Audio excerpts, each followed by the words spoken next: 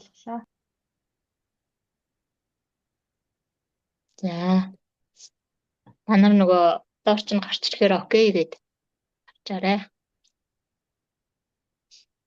За тэгээд энэ хичээл маань яг их үүсвэр нь юунаас эхэлж байгааг гэхээр доктор Вильярд Харли гэж хүний бичсэн His Needs, Her Needs гэд буюу тэр эрэгтэй хэрэгцээ, тэр эмэгтэй хэрэгцээ, эмэгтэй хүний хэрэгцээ, эмэгтэй хүний хэрэгцээ гэдэг энэ хоёроор дамжуулаад тийм ээ ургалт байхгүй гэр бүлийг одоо байгуулгах гэсэн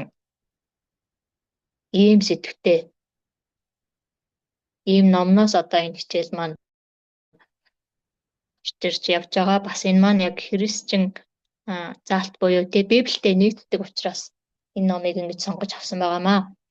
Тэгэхээр доктор Харлигийн хувьд тийм ээ гэр бүлийн одоо маргаан байна, салах тохиолдлуудын одоо үндсэн шалтгаануудыг судалсан. За тэгээд ингэж судлаад юу гаргаж ирсэн бэ гэхээр тий хүн болгоны дотор тий сэтгэл ханамжийн данс одоо байдаг. За хэрвээ энэ эхнэр нөхөр хоёр одоо бие биенийхээ хэрэгцээг хангах юм бол тэр түүний зүрх сэтгэл дотор байгаа тэр сэтгэл ханамжийн дансанд одоо оноо нэмэгддэг. Хэрвээ эхнэр нөхөр хоёр бие биенийхээ хэрэгцээг үл тоомсорлох юм бол одоо энэ данс хоосордог. За ийм үед одоо гаднаас уруу таталт чирдэг. Гаднаас одоо ингээ уруу таталтууд орж ирнэ. За мөн эхнэр нөхөр хоёрын хооронд үйл ойлголтол гарч ирдэг гэсэн. Энэ маань одоо энэ номын гол санаага. Тэгэхээр үнэн ч одоо аз жаргалтай гэрлэлтийг одоо бид нар бий болгохын тулд эхнэр нөхөр хоёрын сэтгэл ханамжийн данс хоёулаа дүүрэн байх хэрэгтэй. За энэ хичээлийн маань одоо тэр хүний номны эдээд төлөх юм бол одоо гол санаа нь энэ байгаамаа. За тэгэхээр энэ хичээлийн маань одоо зорилго тий та бүхэн нэг хамтдаа хуваалцж байгаа энэ зорилго маань эхнэр нөхөр хоёр бие биенийхээ хэрэгцээг ойлгох, хангах, итгэлцэл, хайр, дотн харилцаагаа сайжруулах, Христийн зарчим тулгуурласан одоо гэр бүл бий болгоосой гэсэн ийм зорилгоор одоо энэ хичээлийг хамтдаа ингэж хуваалцж байгаамаа. За тэгэхээр хамгийн эхний одоо бидний ойлгох ёстой зүйл бол одоо хайрын хил буюу эхнэр нөхөр хоёр одоо бие биенийхээ хэрэгцээг ойлгох, ялангуяа эрэгтэй хүн эмэгтэй хүний хэрэгцээг ойлгох, эмэгтэй хүн эрэгтэй хүний хэрэгцээг ойлгох. За тэгэхээр энэ хүний зүрх сэтгэлд байгаа тэр сэтгэл ханамжийн данс нь тий хайр, анхаарал, тэгээд тэр зөв харилцаа нөгөө хүнийхээ хэрэгцээг нь одоо ойлгож ингэж хангаж өгснөөр дүүргэгддэг. Энэ хэрэгцээг л одоо бид нэр дүүрэхэд гол оршиж байгаа. За тэгээд энэ хичээлтэйгээ өмнөх хичээлээс яг бид эдийн өмнө нь зааж исэн хичээлээс ялгаатай зүйл нь юу байсан бэ?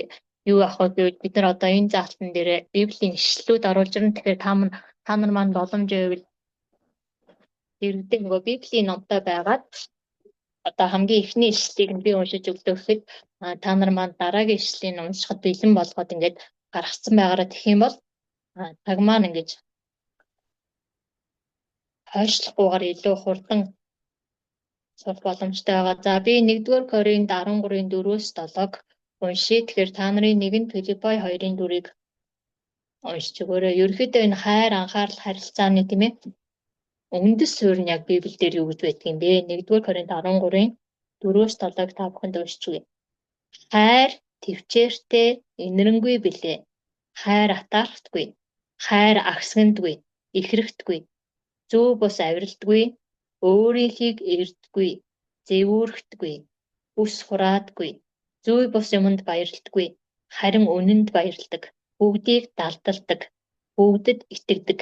Бүгдэд найддаг. Бүгдийг тэсвэрлэдэг гэж хэлсэн байна. Тэгэхээр энэ дээр та өөрийнхөө одоо энэ хайр гэдгийн оронд өөрийнхөө нэрийг ингээд за би өөрийнхөө нэрийг оруулаад уншиж үзье. Тэгэхээр та нар маань яг өөрийнхөө талаар бас бодоод үзээрэй. За миний одоо ингээд нөхрийгөө хайрлах хайр ямар байна вэ? За миний эхнэрийгээ хайрлах хайр ямар байна вэ гэдгийг та бүхэн тэр талаас нь сонсоорой. За жишээлбэл тийм ээ. Одоо миний нөхөртөөгөө харилцах харилцаа маань ямар байна вэ гэвэл баярмаа төвчээртэй. инэрэнгүй, баярмаа атаархдаггүй, баярмаа агсгандгүй, ихрэхдгүй, зөв бус авиралдгүй одоо нөхөртөө гэсэн үг шүү дээ, тийм ээ. Өөрийнхийг эрддэггүй, зэвүүрхдэггүй, үс хураадаггүй, зөв бус юмд баярлдаггүй, харин үнэнд баярладаг, бүгдийг далдалдаг, бүгдэд итгэдэг, бүгдэд найддаг, бүгдийг төсвөрлөдөг. Тэ нөхрийнхөө алдааг ингээд тэ одоо далдалдаг, нөхөртөө итгэдэг, нөхөртөө найддаг, нөхөртөө төвчээртэй ханддаг. За эдгээр зүйлээс аль нь надад байна, аль нь надад байхгүй нэ. За энэ бол цэвэр одоо энэ яг Бурхныг хайрлах хайр эсвэл эхнэр нөхрийнч бай тийм ээ одоо хайрын илэрхийллийг энэ 1-р Коринт 13 дээр хэлж байгаа. Магадгүй хэрвээ та Библийг уншаад сонсож байгаа бол яг миний анхаарах ёстой, сурах ёстой зүйл энэ байна гэдээ доогуур нь зурж болно.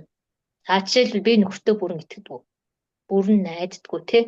Нөхрийнхөө алдааг би далдалж чаддгүй эсвэл бусдад ингээ муулаад илчлээд манай нөхөр тийм юм гэд ингээ яриа гээд бодоод ингээ та бүхэн үзээрэй. За Филиппо 2:4-ийг нэг нь уншиж өгөөч, нэг багш. Филиппо 2-ын Хүн бүр өөрийн ашиг Филиппо 2:4 унших юм байна уу? Хүн бүр өөрийн ашиг сонирхлыг бус харин бусдын ашиг сонирхлыг хар гэнэ. За энэ дээр юу хэлж байгааг гэвэл хүн бүр өөрийн ашиг сонирхлыг бус харин эхнэрийнхээ нөхрийнхөө ашиг сонирхлыг хар. Энэ юу гэсэн үг вэ гэхээр би эхнэр нөхөр болон эхнэр нөхөртөө ингээд шаардлага тавихаас өмнө би одоо тэр хүний надаас шаардж байгаа яг эхнэрийнхээ үүргийг хэрвээ та эмэгтэй хүн бол би яг эхнэрийнхээ үүргийг бүрэн гүйцэтгэсэн үү? Эсвэл би нөхрийнхөө үүргийг бүрэн гүйцэтгэсэн үү гэдгийг өөрөөсөө хараарай. Яг тэр хүний ашиг сонирхлыг харж байна. Тэр хүн надаас яг юу гэсэн яг тэрийг нь би биелүүлж чадж байна уу? Тэгэхээр ер нь 100% одоо бидний хянаж чадах өөрчлөлт нэг юм бол би өөрөө ахгүй миний нөхөр биш.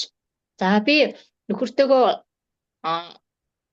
30 наснд нь уулзсан байлаа гэж бодоход тэр хүний 30 жил ингээд амьдралын зуршил болгоод хийгээд ирээд татсан зүйлийг би 10 жилийн дотор 20 жилийн дотор өөрчилж чадахгүй. Эсвэл 30 жилийн дотор өөрчилж чадах уу? Харин миний хамгийн их өөрчилж чадах зүйл би өөрөө аахгүй юу? Энэ юу гэсэн үг вэ гэвэл анаа нөхөр чинь өөрийнхөө хэлбэртэй байхад би гурвалжин хэлбэртэй битээ хоорондоо уулзсан. Нөхөр намайг өөрийнхөө байхыг хүсэж идэг.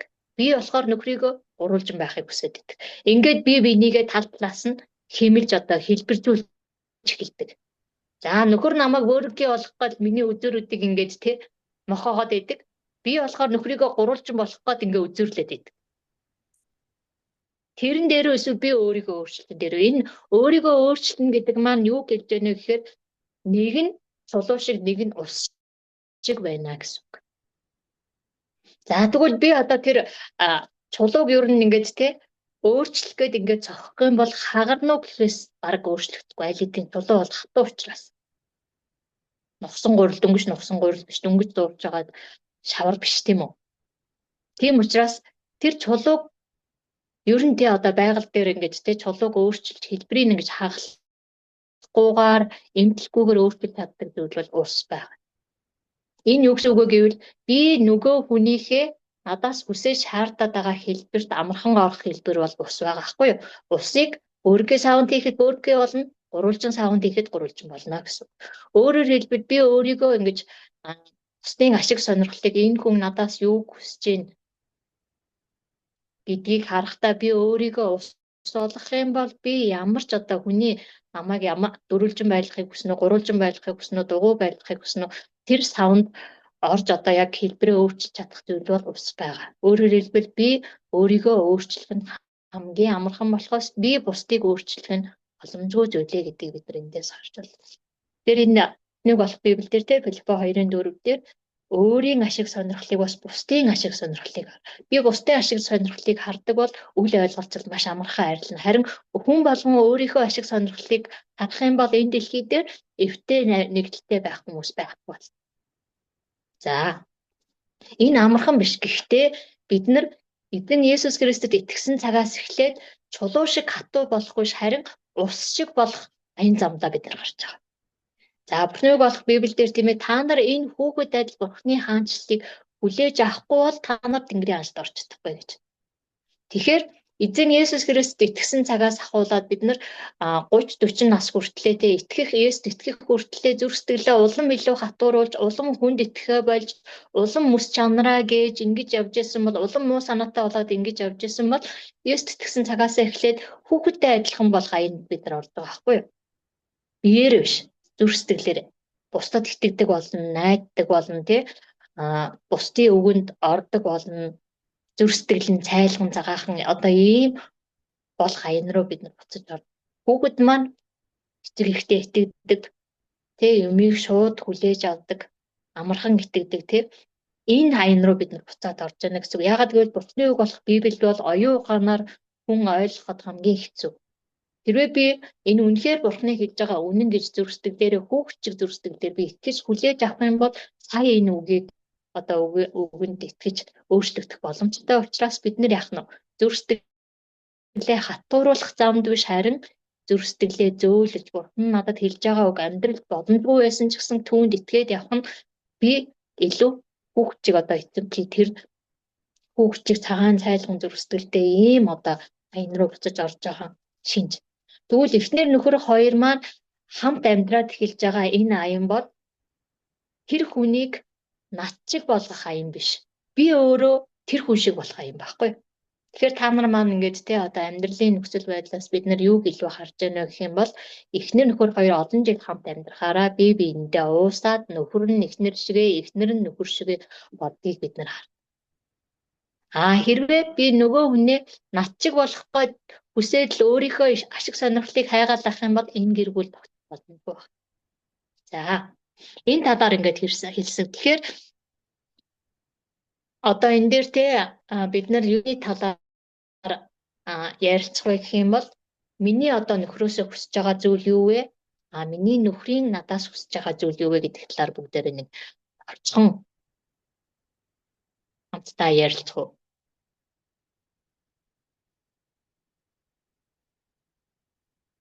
За өршлүүлээд явъя. За тэгэхээр эмэгтэйчүүдийн одоо нөхрөөсөө хүсэж байгаа зүйл бол ер нь их ярилцах хэрэгцээ байна тийм ээ. За бас нөхөр нь эмэгтэйчүүдийн хэрэгцээнд мэдрэмжтэй байгаасаа мэдрэмжтэй байна гэдэг маань одоо эмэгтэйг ойлгодог, халамжилдаг, жоохон илүү форматик байх ч юм уу тийм тэр талаасаа ингээд хүсэж байна. Нөхрийн хувьд бол тав тух гэдэг ч юм уу тийм чи өөрчлөгдөх одоо чи өөрчлөгдвөл би өөрчлөгдөн гэдэг зүйл бас гарч ирж байна. Хүндлэл хүсэж байна гэд. За тэгэхээр энэ ном маань ер нь 800 гаруй хосоос авсан судалгаанд гарсан ном байгаа байхгүй юу? 800 гаруй хосоос нөхрүүд нь эхнэрээсээ юу хүсдэггүй, эхнэрүүд нь нөхрөөсөө юу хүсдэггүй гэж санал асуулга асуугаад за хамгийн одоо эрчүүдийн бичсэн топ 5 хэрэгцээ, эмэгтэйчүүдийн бичсэн топ 5 хэрэгцээг одоо оруулаад эрэгтэй хүний гол үндсэн 5 хэрэгцээ, эмэгтэй хүний гол үндсэн 5 хэрэгцээ гэж гаргаж ирсэн ийм судалгаа байгаа. Тэгэхээр энэ 800 гаруй гэр бүл болсон хосуудын одоо судалгааны дүнд гарсан. За би сая ингээд та бүхнээс ярилцаад ингээд харж байхад бас энэ хэрэгцээнүүд маань таарч байгаа. Тэгэхээр бүгдээрээ хамтдаа энийг цаашаа үзээд явъя тийм ээ. За тэгэхээр нөхрийн 5 хэрэгцээнд одоо эрчүүдийн тэ чагсаасан тэр нөхрийн 5 хэрэгцээнд ямар хэрэгцээ орж ирсэн бэ гэвэл нэгдүгээрх нь одоо бэлгийн дотн байдал. Бэлгийн харилцаа их нэртэйгээ таардаг байх тийм ээ. Нөхөр нь хүсгэд эхнэр нь татгалзахгүй зөвшөөрдөг байх.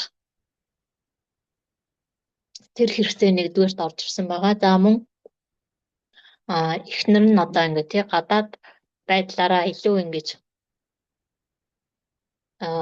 гоо зэглэн татах байдалтай байх. За тэгээд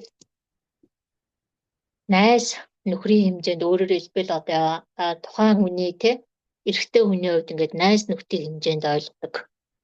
Хоббиг нь ингээд хамт хүлээн зөвшөөрж хамтдаа одоо эрчүүдийн хувьд найз нөхөрлөл яаж явагдаж байгааг бол хамт загас барьж гин, хамт одоо хөл бөмбөг үзэж гин тий.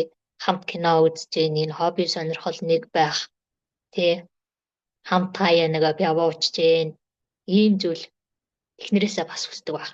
За мөн одоо гэр бүлийн дэмжлэг буюу гэр орнонд 5 дахьтай одоо орон гэр нь 5 дахьтай дулаахан цоглог байх. Тэгээд хоол хүнс нь амттай байх ийм зүйл. 5 дугаарх нь хүндлэл гэж орж иж байгаа. Энийг бүгдээрээ жоохон ингээд хамтдаа ингээд юу яагаад явна.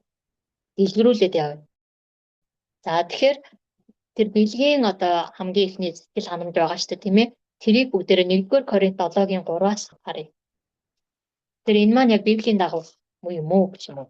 1-р Коринт 7-гийн 3-аас 5. За би та нарт эндээс уншиж өгье. За энэ дээр ингэж хэлсэн. Нөхөр нь эхнэртээ, эхнэр нь мөн нөхөртөө үүргээ биелүүлэг. Эхнэрийн биеийг мэдэх эрх мэдэл өөрт нь бус харин нөхөрт байна. Үүнчлэн нөхрийн биеийг мэдэх эрх мэдэл өөрт нь бус эхнэрт нь байна. Өөрсдийгөө залбиралт зориулахаар тохиролцсон цагаас бусад үед нэг нэгнээсээ бүх холд. Дараа нь дахин хамт бай. Та нарыг бие барьж төвчихгүйгээр чинь сатан бүү өөрөө татгаа гэж хэлсэн байна. За энэ юу хэлж байна вэ гэвэл Бурхан анх эрэгтэй хүнийг бүтээхдээ түүний хараад те одоо Эхлэл номон дээр эрэгтэй хүн туслагч хэрэгтэй байсан. Энэ одоо ямар туслагч вэ гэвэл энэ бие махбодын энэ хэрэгцээ, сэтгэл санааны хэрэгцээ, энэ хэрэгцээг нь хангах туслагч. За энэ маань эрэгтэйчүүдийн хэрэгцээний 1-р одоо энэ секс буюу биеийн сэтгэл ханамж орж байгаа. Тэгэхээр энэ нь зөвхөн хүсэл тачаал биш, хайр, итгэлцлийн холбоо, гэр бүл төгсөн Бурханы ариун бэлэг, ариун харилцаа. Эхнэр нөхөр хоёроос өөр хүмүүс байхгүй, зөвхөн тэр хоёрын хооронд байх хэвээр энэ харилцааг илэрхийлж байгаа байхгүй. За. Тэгэхээр энэ сая энэ унсан одоо Библийн 1-р Коринт 7-гийн 3-аас 5 дээр юу хэлж байна гэвэл эхнэр одоо нөхөр нь секс үүсгэд эхнэр хизээч үгүй гэж хэлэх ёсгүй л гэсэн үг. Эхнэр хүсээд байхад нөхөр үгүй гэж хэлж болохгүй. Яагаад вэ гэвэл би одоо тий ингээд одоохондоо өнөөдөр сэтгэл санаа ийм байна, ядарсан байна, тийм байна гэхээс илүү миний биеийг нөхөр мэднэ гэж байгаа байхгүй юу? Эмэгтэй хүн, эхнэр хүн өөрийнхөө биеийг мэдэх эрх мэдэл байхгүй гэж байна. За энийг би хэлээгүй, Библи дээр хэлж байна. Үүнчлэн нөхрийн биеийг мэдэх эрх мэдэл өөрт нь бас эхнэрт нь байна. Эхнэрийн биеийг мэдэх эрх мэдэл өөрт нь бас нөхөрт нь байна гэж байгаа байхгүй юу? За хэрвээ та нөхөр чинь ингээд тий одоо бэлгийн харилцаанд орох юм уу тий юм хүсэл байхад эхнэр татгалзаж байгаа бол та эхнэр байх үүргээсээ татгалзаж байна гэсэн үг. За нөхөр үүнийг хүсэхгүй байгаа бол бас нөхөр байх үүргээсээ татгалзаж байна. Энэ өөрөөр хэлбэл энэ хоёр эхнэр нөхөр биш гэсэн үг байна. Тэгэхээр яг энэ судалгаанаас харахад манай монголчуудын дунд ялангуяа эмэгтэйчүүдийн дунд эхнэрүүдийн дунд нийтлэг байгаа алдаа маш том алдаа. Тэр юу байна вэ гэвэл сэтгэл санааны байдлаас шалтгаалаад нөхөртөө тий энэ сексийн харилцааг зөвшөөрөхгүй үгүй юу гэдэг асуудал маш том асуудал байгаа байхгүй. За хоёрдугаарт одоо манай Монгол үндэстний хувьд нийтд нэг ямар үзэл бодол байгаад байна вэ гэдэг энэ сексийн харилцаа, энэ биеийн харилцаа гэдэг зүйл нэг узар муу юм шиг яваад. Муухай зүйл. Хүүхдтэй ярьж болох, хүүхдийн хажууд ярьж болохгүй гэдэг чинь. Гэтэл энэ маань энэ яг юунаас үүдэлтэй байна вэ гэвэл Монгол ор маань олон жилийн турш чарын шашны нөлөөндөр орж ирсэн. Тэгээд ламнарт энэ бэлгийн харилцаа, эмэгтэй хүнийг харах тачаал энэ бүх зүйл маань бузар муу зүйл гин нүгэлгээ заацсан учраас одоо тий будын шашны хувьд 60% нь хүн амын тоолгоор одоо 60-аас дээш хувь нь будын шашинтай гэж гарч ирж байгаа. Энэ будын шашны суур ойлголт маань энэ бэлгийн харилцаа гэдэг зүйл бол одоо бузар муухай зүйл юм шиг ойлгогдож ирдэг. Хүүхдтэйгээ тэр талаар ярьдаггүй, хүүхдтэйгээ бэлгийн одоо өсвөл төгслийн талаар бэлгийн боловсрол ерөөсөө ойлгодоггүй пипа муухай юм гэдэг юм уу. Энэ зүйл маань нөлөөсөн байна. Энэ олон зуун жилийн турш нөлөөлчихсөн энэ хандлагыг бид нэр өөрчлөх хэрэгтэй. Энэ бол тухайн үед одоо тэгж тий одоо будын шашинтай байхад олон ламрын дунд энэ бэлгийн харилцааг хорьсон. Гэхдээ энэ нь үр дүн төрөөгүй. Яагаад вэ гэвэл маш олон одоо далдуур тэр банддах гэдэг одоо аимшигтай муухай зүйлийг гаргаж ирж байгаа. Угаасаа эрэгтэй хүн хэрэгцээнд байгаа учраас хичнээн лам болоод өөрийнхөө биеийг ингээд одоо ариусгах сэтгэл санаагаа хоослоо гэд тэр махан биеийнхээ хэрэгцээг Тэгээ үл тоомсорлоо тэр махан биеийнхээ хэрэгцээг даван туулах тэр шаардлага бол ер нь маш ховор баг. Маш ховор тохиол. Библиэлд хүртэл Паул тэгж хэлсэн байдаг тий. Энэ бүх хүнд өгөгдсөн бэлэг авьяас биш юм а гэж өөрийнхөө тий ганц биеэр эзэнд үйлчилж байгаа тэр үйлчлэг Есүс ч гэсэн тэгж хэлсэн. Энэ бүх хүнд байдаг зүйл биш юм а гэж. Тэнгэрийн хаанчлалын төлөө өөрийгөө тайган болгоод ингэж үйлчлэх энэ бол нас өгөгдсөн онцгой бэлэг авьяас байгаа байхгүй юу? Тэрнээс бусад өөр тохиолдолд эндээ тий та нар нэг нэгнээсээ бүх холд гэж байгаа. Дараа нь дахин хамт бай. Энэ юу гэсэн үг вэ гэвэл би энэ одоо биеэ барьж төвчгүйгээр чинь сатан бүү уруу татаг. Энэ биеэ барьж чадахгүй энэ байдал тэг гар хангалга бий болгож байна. Уцаар элдв ёс бус зүйл тий одоо завхай зайдан хоорно ч юм уу ингэж үзэх ийм байдал орж байгаа. Бас хүчирхийлэл тий эмэгтэй хүн хүчирхийлэх, хүүхэд хүчирхийлэх энэ зүйл чичирж байгаа байхгүй юу? Тэгэхээр яг нөгөө талдаа ирчүүд бол тийм баялаар муухай ийм гэж ярьдаг боловч энэ тухайн эрэгтэй хүний махан биеийн хэрэгцээ гэдгийг бид нар ойлгох хэрэгтэй байна. За сүүлд нь эмэгтэйчүүдийн нэгдүгээр хэрэгцээг харах юм бол та бүхэн бас илүү сайн ойлгон эрэгтэй эмэгтэй хүмүүсийн хоорондын ялгаатай байдлыг бид нэр ойлгож иж гэр бүл маань хоорондоо ойлголцсон. Тэгэхээр хэрвээ та ингэж тий нөхөртөө энэ бэлгийн харилцаанд үгүй гэж хэлж байгаа бол та Бурхны өмнө хүлээсэн эхнэрийнхээ үүргийг биелүүлэхгүй байна гэсэн. Тэр эрэгтэйд өөр эхнэр хайгаад явах, өөр эмэгтэй, өөр бэлгийн хамтрагч хайгаад явах үе таалгыг та өөрөө нээж өгч байна гэсэн үг байхгүй юу? Тэр гим нүгэл рүү тэр хүнийг байнга сатан тэр муу хүслээр нь тэр тачаал бие барьж чадахгүй тэр байдлаар нь сатан түүнийг уруу боломжийг бид нэр олгож өгöd байна гэсэн. Хэрвээ гэртээ их нартайгээ зөв харилцаатай, бэлгийн хувьд тийм ээ зөв харилцаатай шаардлага одоо хэрэгцээнд тэгж хэтэрсэн байхгүй бол тэр эрэгтэй заавал ингэж өөр эмэгтэй хайгаад өөр бэлгийн хамтрагч хайгаад явах шаардлага байна уу? За энийг бид нар нэгдүгээрт ойлгох хэрэгтэй байна. Тэгэхээр энэ бэлгийн харилцаа бол эрэгтэй хүний бие махбодын онцлогтой холбоотой. За нөгөө талаар энэ бол Бурханаас өгсөн бие махбодын хэрэгцээ. Тийм учраас эрэгтэй хүн туслагч хэрэгтэй гэж Бурхан эмэгтэй хүнийг эрэгтэй хүний дараагаар түүнд зориулаад бүтээж өгсөн. Эмэгтэй хүний одоо Бурханд эрэгтэй хүн зориулаад бүтээж өгсөн зорилго энэ байна. За тэгээ та бүхэн хэрвээ та эхнэр хүн бол өөрийгөө нэг дүгнээд үзээрэй. Миний эхнэр нөхөр бит хоёрын одоо бэлгийн харилцаа ямар хуу төвшөнд би үнэхээр өөрийнхөө энэ махан биеийн нэгдүгээр хэрэгцээг хангаж өгч чадж гэнэ үү? За тэгэхээр энэ 800 гаруй тэр ирчүүд буюу тий нөхрүүдээс одоо нэгдүгээр бичигдсэн хэрэгцээ энэ байгаа байхгүй юу? Тэгэхээр энэ бэлгийн харилцаа эхнэр нөхрийн хоорондох бэлгийн харилцаа Бурханаас өгсөн бэлэг болохоос ш манай монголчуудын боддог шиг бузар муухай одоо бүү ба гэдэг зүйл биш. Энэ бол яахаарахгүй гэр бүлийг тогтоож байгаа зүйл байхгүй юу? Маш олон гэр бүл бэлгийн харилцаа таарахгүй бас болоод хоорондоо салдаг. Гэр бүл салж байгаа гол шалтгаан эхнэр нөхрийн араар тавилт. Яагаад гэвэл тэр хүнд хэрэгцээ байгаад идэг, хажууд нь байгаа хүн тэр хэрэгцээг хангаж чадахгүй байгаа гэдэг асуудал гарч ирж байгаа байхгүй энэ дэр. За тэгэхээр та бүхэн маань нөхрөө ийм уруу татлалт битгий оруулаарай.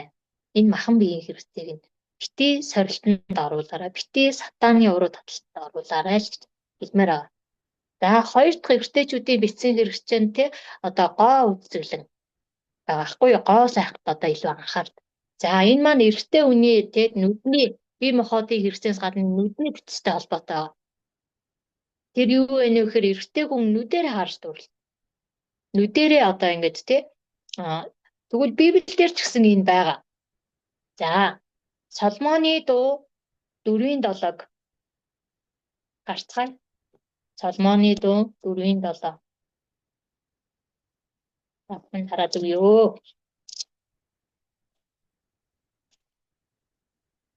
За би та эндээс уншиж үгэй. Өвч биеэрээ миний хайрт чи үцэглэнтэй. Өөсөв чамд минь юр үгүй гэж хэлсэн байгаа. Энэ Соломоны дуун номон дээр тийм ээ эрэгтэй эмэгтэй хүмүүсийн хайрын дууг илэрхийлэн бичсэн байдаг тийм ээ. Тэгэхээр энэ дээр үцэглэнтэй гэдэг үг маш гарч ирж байгаа. Тэгэхээр эрчүүд бол эхний ер нь нүдэрээ тэр гоо сайхныг биширч бахархах хэрэгцээ байдаг. За энэ дээр бидний бас нэг одоо эмэгтэйчүүдийн ямар алдаа гарч ирж байгааг гэвэл бид нар гадаа байхдаа сайхан байгаад гэртээ орж ирэхдээ сайхан биш болчдгоо. Гэтэл гэрт чинь байгаа нөхөрт чинь ямар хэрэгцээ байгаад байна вэ гэвэл гэртээ нэг сайхан эмэгтэй хармаар байдаг.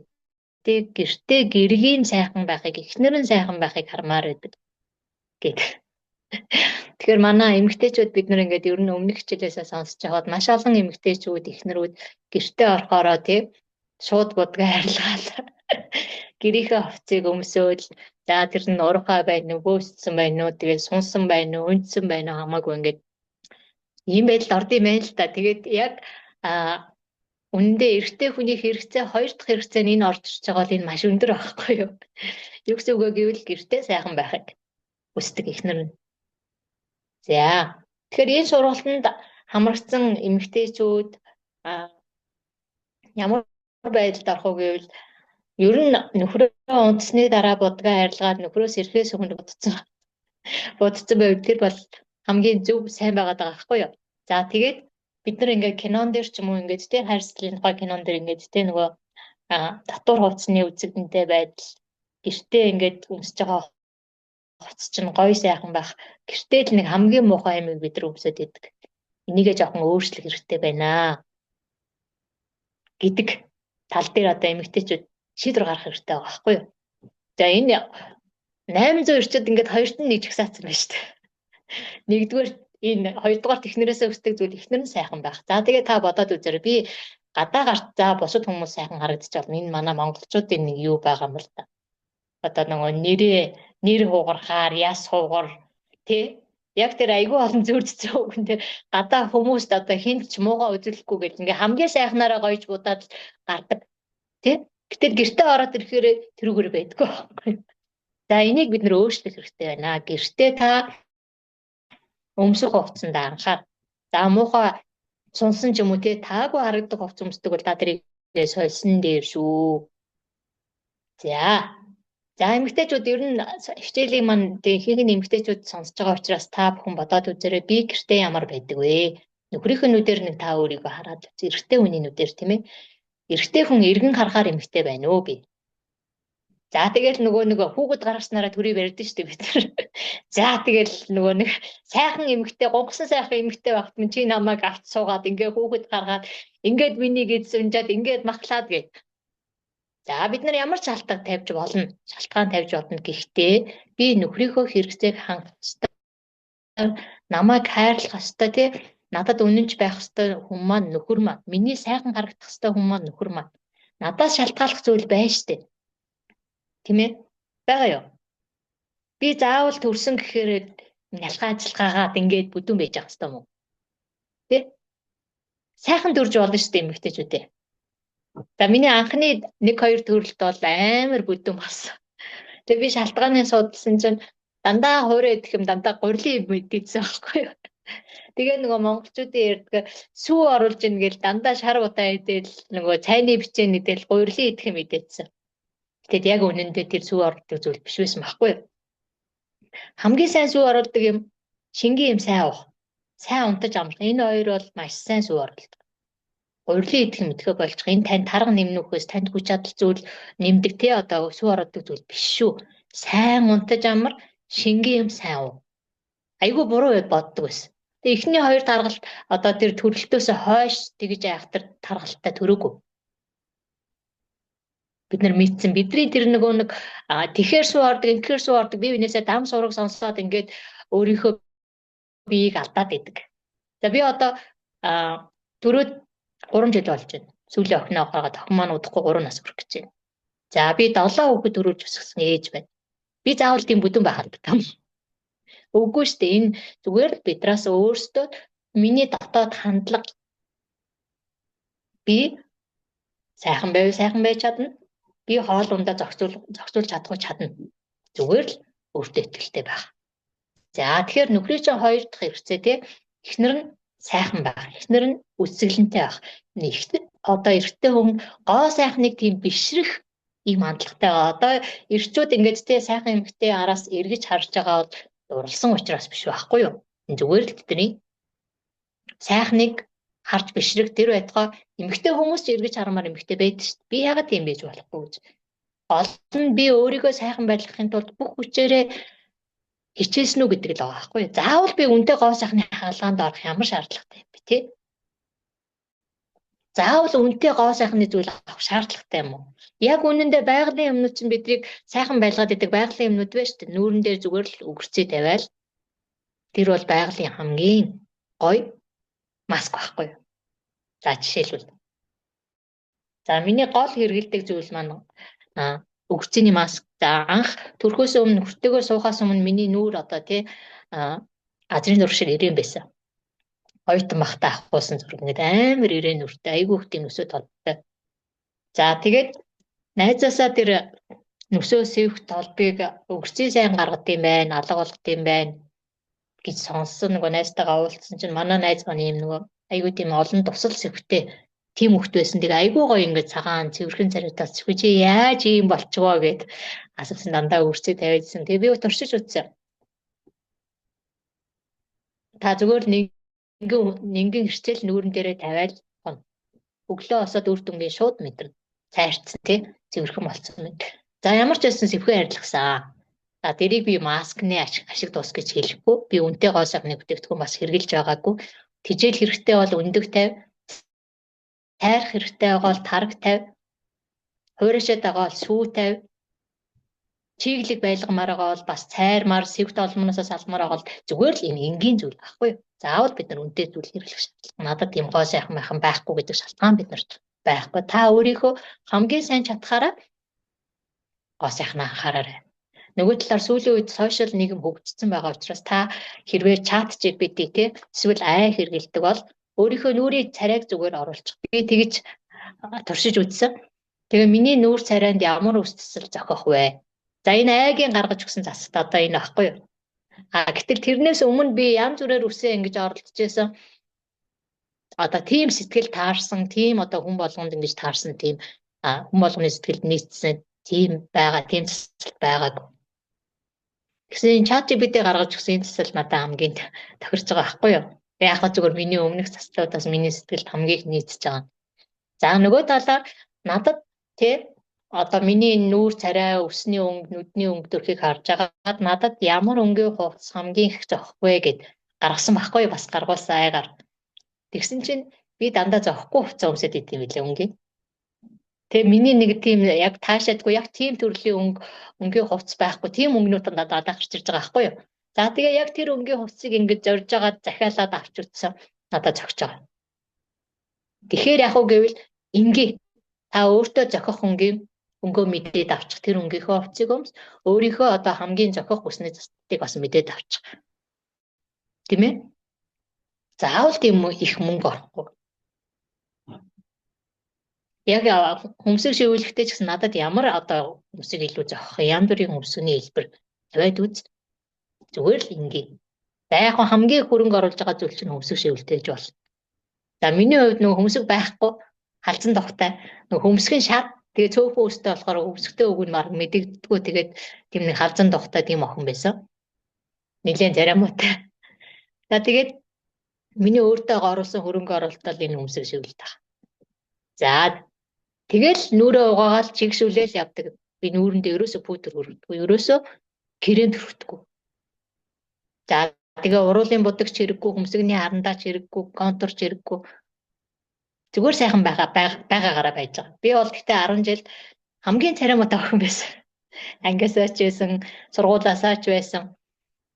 Тэгээд хөгүүдийн араас гүйдэг хүн байсан үхээс ерөөсөө нэг ч хүүхдээ үерхэж үзээгүй ийм л царимуутай охин байсан. Одоо харин би нөхөртөө сайхан харагдаж байгаа. Нөхөртөө сайхан харагдж ивэл болоо. За нөхөртөө сайхан харагдж би гадаа байгаа хүмүүс ч гэсэн сайхан харагдана л гэсэн үг. За тэгэхээр та бодоод үзээрэй. Би яг энэ нөхрийнхөө хоёр дахь хэрэгцээг хангаж чадж байна өө. Би гэртээ ер нь ямар эмэгтэй вэ тийм ээ? Миний эхнэр сайхан шүү гэж нөхөр чинь ер нь таныг ярихаар байна өө. За энийг анхаараарай. За эрэгтэй хүмүүс маань 3 дахь одоо хэрэгцээн дээрээ найз нөхөрлөлийн холбоог одоо эхнэрээсээ хүсдэгэ гэж. За тэгэхээр энэ яг юуг илэрхийлээд инээ гэвэл хамт зугаалах тий нэг нөгөө ярилцах өөрийнх нь одоо бүх талын хамтрагч байхыг хүсдэг. Хоббиг нь ч гэсэн ойл. Найзууд хоорондоо ингээд уулзахаараа яг юу ярьдаг вүлээ тий? Та бодоод үзээрэй. За нөхөр чинь ингээд тий ямар хоббитэй та бодоод үз. Зарим нь загас барих, зарим нь хөл бөмбөг үзэх, зарим нь бүх үзэх гэд өөр өөр байгаа шүү дээ тий. За тэр зүйл дээр нь та яг хажууд нь хамт байна уу? За эсвэл эхнэр нь ойлгодгүй учраас найзуудтайгаа хамт одоо бүхөө үзэх гээд явчихж байна. Тий? За хэрвээ та хажууд нь энэ нөхрийнхөө энэ найз нөхрийн энэ хэрэгцээ буюу тий энэ хоббигоо бүх зүйлээ хамт хийх энэ хэрэгцээг нь хангаж өгөөд ивэл заавал нөхөр чинь найзуудтайгаа хамт явж пяв уунгаа энийг хийх шаардлага байгаа юм гэд бодоод үзээрэй. За тэгвэл энэ талаар номлогчийн өгс 4-ийн 9-10-аас би та бүхэнд уншиж өгье. За ер нь нөгөө нэг аль болохоор эдгээр хэрэгцээнүүд энэ хичээл зориулаад ингээд ишлэл олж тайлбарлахыг хичээсэн байгаа. За та бүхэн тэмдэглээд аваараа номлогчийн өгс 4-ийн 9-10 дээр ингэж хэлсэн. За та бүхний сайн мэддэг ишлэл байгаа. Ганцаараа байснаас хоёул байх нь илүү дээр билвэ. Тэгвэл тэдний зүтгэл сайнаар хариулагдах болно. Хэрв тэд хамтдаа ойрч гаваас нэг нь нөгөөгөө босгоно гэж. Харин ганцаар байгч унахад түүнийг босгох хүн үгүй тул өөр хийе гэж байна. За энэ дээр юу хэлэх вэ гэвэл тэг ганцаараа байснаас хоёулаа байсан дээрээ гэж байна. Ер нь эхнэр нөхөр хоёр маань нэг бие гэж үздэг. Хоорондоо нэг бие. Хэрвээ ямар нэгэн зүйл одоо ингээ хобби, дуртай зүйлээ хийхэд нь хажууд нь нөхөр нь байхгүй бол тэр хүн ганцаараа байна л гэсэн үг. Нэг бие гэдэг чинь бие биенийхээ хэрэгтэй, шаардлага, хүсэл, сонирхлыг одоо ойлгоно гэсэн үг. Эхнэрийнхээ хүсэж байгаа зүйлийг нөхөр нь ойлгохгүй, хамт хийдэггүй, буруу шаадаг тий гачи юм хийгээ сууж яхаа гэдэг ч юм уу тий. Эсвэл нөхөр нь одоо ингээд хөл бөмбөг үзэж байхад эхнэр нь би одоо ангитай киногоо үзмээр байна гэдэг ингээд эндээс эхлээл муудалцаа эхэлж байгаа байхгүй юу. За тэгэхээр энэ хэрэгцээг одоо яаж нэгтгэх вэ? За жишээлбэл би гар урлал дуртай. За манай нөхөр болохоор эртний эдэл цуглуулах дуртай. За тэгэнгүүтээ үзэх дуртай зүйл нь одоо 25 дугаар зураг дээр гардаг тэр цагдаагийн кино ч юм уу тий. Олон ангитай орс кино үздэг. За тэр Солонгос хятад кино манууд юу ч үзэхгүй шүү дээ. За би болохоор тэр нэг одоо ангитай тэр Солонгос хятад одоо турк кино ч юм уу тий. Тэдрийг үзмээр байдаг. Ингээд одоо эндээс эхлээд зурчил хэлнэ. За тэгээд нэг зурагттай манайх хоёр өрөөнд хоёр өөр зурагт эсвэл хоёр өрөөнд тустай үзчих баг. Гэтэл нэг зурагттай. Тэгээд манай нөхөр 8 цагаас байнга тэр киногоо үзнэ. За тэгээд сүүлд нь нөхөртөөгөө хамт тэр киног үзсээр гоод одоо тэр орс одоо ангитай киноноос өөр юм үзэхээ байсан би. За тэр Солонгос кино, хятад кино мөн тоохгүй, ерөөсөө тоохгүй. Тэдэн дээр яг үндэ манай нөхрийн дургуутсан шалтгаан амьдрал байхгүй, боддоор байхгүй зүйлийг илүү олон хүнийг татахын тулд гаргаж ирдэг. За Солонгосын кино ч юм уу тий. Айгүй их тийм өшөө авалт амар ингээд нэг амар хохирно. Тэгээ сүүлдээ ингээд нөгөө сэргээл босч ирээл өшөөгөө аваад ингээд тийм нэг амьдрал байхгүй тийм зүйлүүдийг илүү тийм болгоцсон тийм кино. Гэтэл яг үнэндээ манай нөхрийн үзэж байгаа тэр орс кинон дээр зүгээр л амьдралыг бодит байгаа илүү монголчуудын амьдралд ойрхон ингээд оруулсан байдаг учраас одоо нөхөртөөгөө хоёулаа хамт сууж байгаа л үздэг. Нөгөө 8 цаг болж ин 25 дээрээ тавьгээд. За энэ боломж биднэрт байгаа. За нөхөр чинь бүх үзэх дуртай бол энэ бүхий нэр хий зүгээр асууж болно. Энэ бүхий нэр хий, энэ сая ямар мэхий ч хажууд нь ойлгох гээд дуртай болох гэж. За аяндаа хамт үзээд нөхрөөрөө тайлбарлуулаад ойлгоод ирэхээр таа ч гэсэн дуртай бол. За нөхөр чинь заавал ингээ бүх үзгээрээ хөл бөмбөг үзгээрээ ингээд тэ найзуудтай уулзаж хин нэгэн дээр очиж тэ одоо бар караоке сууж үзэх биш. Эхнэртэйгээ гэртээ хамт суугаад үзэх дуртай бол та энэ хэрэгцээг нь хангацлаа гэсэн үг байхгүй. За энэ хэрэгцээг хангахын тулд та алхам хийх үү? За түрүүн бид нар ингээд тэ одоо нөхрөөс маань надаас юу шаардаад байдгийг бэ гэдэг тал дээр эмэгтэйчүүд маань одоо энэ эхний 3 дээр өөр дээрээ дүгнэлтэж үзээрэй. За үнэхээр яг энэ нөхрийнхөө хэрэгцээнд би хамт байж чадчихна уу? Тэ хэдэн хэрэгцээг нь хангаж чадчихна та өөрийгөө анзаараарай. За дөрөвдүгээр нөхрүүдийн одоо дөрөвдүгээр хэрэгцээнд юу орж ирж байна гэвэл одоо гэр бүлийн одоо гэр орны тогт тухтай байдал тий гэрийн дэмжлэг гэдэг дээр тэр орж ирж байгаа. За эхнэр нь дэмждэг байх. Гэр орнод тоглогдуулан хоол нь амттай байх энэ зүйл орж ирж байгаа байхгүй татам задлах юм бол. За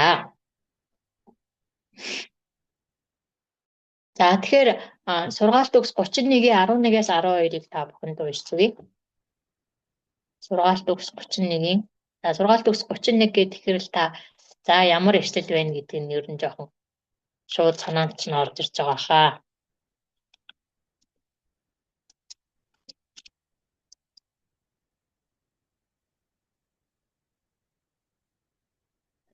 Чиннэгийн 11-ээс 12. За эндээс уншчихъя. Эр нөхөр нь түүнд итгэлээ тавих агаад эд олзон эс хомсдно. Бүхэл амьдралынхаа туршид нөхөртөө тэрээр мууг бус зөвхөн сайныг хийнэ гэж байгаа. Ер нь сургаалт төгс 31-ийг харах юм бол тийм ээ тэр өөрийнхөө тэр хаан болж байгаа хүүдээ ихэн зориулж сургамжлсан зүйл байгаа байхгүй юу? Одоо сайн эхнэр бол ийм байдаг юм аа гэж сургамжилж байгаа ийм зүйл байгаа. За энэ ч хүнс одоо тэг гэр орноо яаж авч явж байгаа байдал тэр чигээр энэ сургаалт төгс 31 дээр ер нь бичигдсэн байна.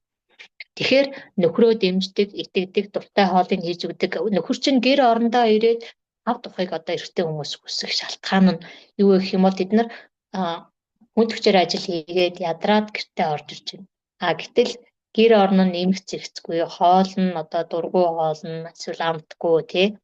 Тэгээд эхнэр нь одоо өгүүлж яасан ийм байх юм бол яах вэ? Гэртээ байхыг хүсэх болов? За хэрвээ эсэргээрээ яг гэр орн ийм байх юм бол ажил маань бушуухан тараасаа бушуухан гэртээ очих юмсан гэж хүсэх бол. За тэгэхээр эндээс та юг харах вэ гэвэл энэ бол эмэгтэйчүүдийн хамгийн сайн хийж чадах зүйл байхгүй юу? За яг үнэндээ эмэгтэй хүн бол тэг гэрээ цэвэрлэх одоо үр хүүхдүүдэд асрах хоол ундаа хийх энэ бүх зүйлийг бид нар хинээр ч хэлүүлэхгүйгээр заалахгүйгээр өлгөө байж. Бид нар тэр чадвар нь байгаа. За энэ нэг хэцүүсэд байх зүйл биш байгаа зү тий. Өөрөөр хэлбэл нөхөр чинь ажиллаа тараад яаран гэр орон дээр бушуухан гэртээ очиж амрах юмсан гэдэг энэ хүслийг биелүүлээд өгвөл нөхөр чинь ажиллаа тарангуудаа ийш тийш тэнж байгаа заавал шүн ирж хонхаалбгүй нэг ажиллаа тарангуудаа гэртээ яарад ирдэг болно шүү дээ. За энэ хэрэгцээг илэрхийлсэн бол 5 дахь хэрэгцээ нь юу вэ гэх юм бол хүндлэл гэж байгаа. За энэ маань ер нь ингэж те бурхны эрэгтэй хүнийг одоо бүтээсэн гол зорилго бол нөхөр бол өрхийн тэргүү удирдахч байх нь анханасаа бурхан эрэгтэй хүнийг ингэж бүтээсэн учраас хүндлэл авахын шаардлага бол зайлшгүй байх ёстой тий бурхнаас өгөгдсөн хэрэгцээ нэг. За Эфес 5-ын 33-ыг би та бүхэндээ уншиж өгье.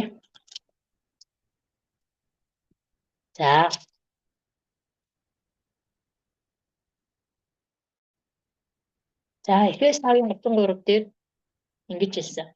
Гэхдээ хинчин ч өөрийгөө хайрладгийн адил эхнэрээ хайрл. Эхнэр нь нөхрөөсөө эмээж бай гэж байгаа.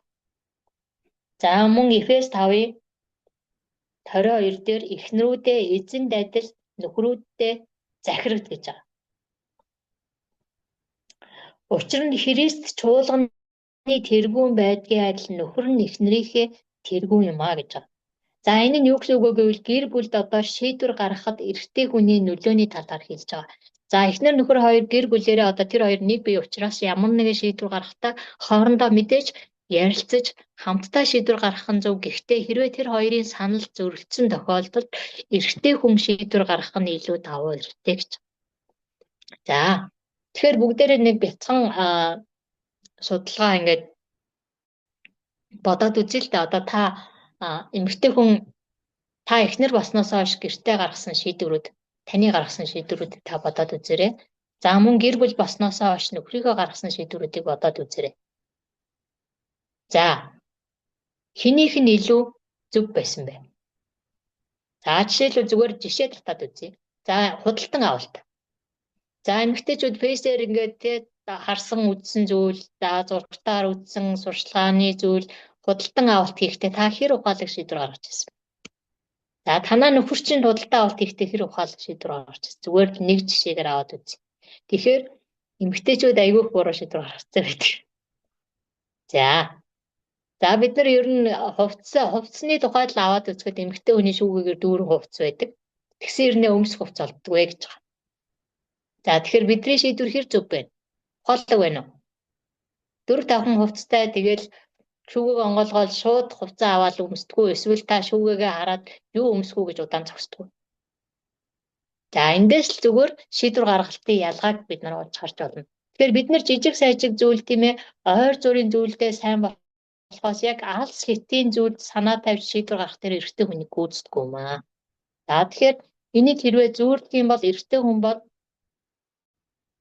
аливаа нэг хотын одоо хамгийн өндөр цамхаг дээр те одоо хотын гадна байгаа ингээ хэрэм байгаа штэ тэрний тэр цамхгийн орой дээр байгаа аюулыг холоос одоо дайснууд орж ирж байгааг харж сэрэмжлүүлдэг тэр харуултай адилхан ингэж одоо түүний шийдвэр гаргах түвшин тийм өндөр байдаг. Харин эмэгтэйчүүдийн хувьд яг тэр цамхгийн дотор тэр хотын ханан ирмэн дотор те одоо хоол цай хүнс арын алба ингээд бүх зүйлийг хийгээд амжуулж байгаа олон зүйлийг хийгээд амжуулж байгаа хүнтэй адилхан.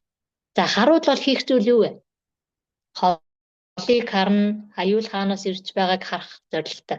За тэр харуул бол хоол хүнс хийх тэгэл тэр хотын дотор өрнөж байгаа тэр хэрмэн дотор өрнөж байгаа халуун амьдралын талаар нэг орцохгүй тийм үү? За гэтэл тэр хот дотор байгаа хүмүүс яг үнэндээ маш завгүй гүйждэг. За эрэгтэй эмэгтэй хоёр хүмүүсийн одоо хийх чадвар нь эмэгтэй хүн олон ажлыг нэг дор зэрэг хийх чадвартай. Тэгээ бэс дээр нэг явж исэн тийм. Эхнэр нь ингээд гэрээ цэвэрлээл хоолоо ингээ хүүхдээ аваад ингээд бүх юмаа ээжсэн нөхөр зургтаа үзээ суужсэн сувгаа солих гэсэн чи хөөе сув гэтээ солиорой.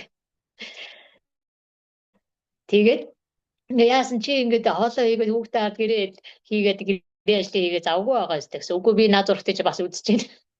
Чи яаж үзээд байгаа вэ? Эрэгтэй хүн энийг ерөөс ойлгох боломжгүй. Ягаад гэвэл эрэгтэй хүн зургт үзээд тохиол үзэж байгаа тохиолдолд хажуугаар нь ингээд үг хэлэхээр тэр ерөөсөө ойлгодгүй байхгүй. Ахаа гэж байгаа мөртлөө таны хэлсэн үгийг яг үнэндээ ойлгоогүй. Тэр хүлээж авах юм сууг байхгүй. За нэг зүйлийг нэг удаад хүлээж авдаг.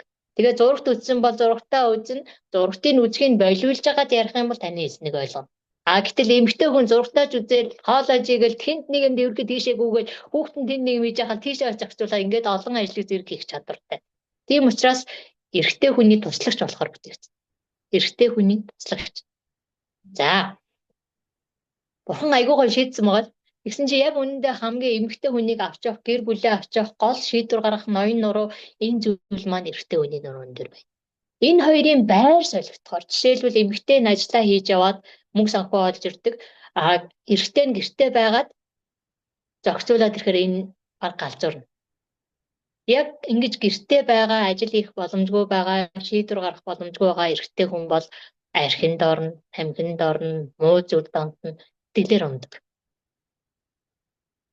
Солигдно гэсэн үг.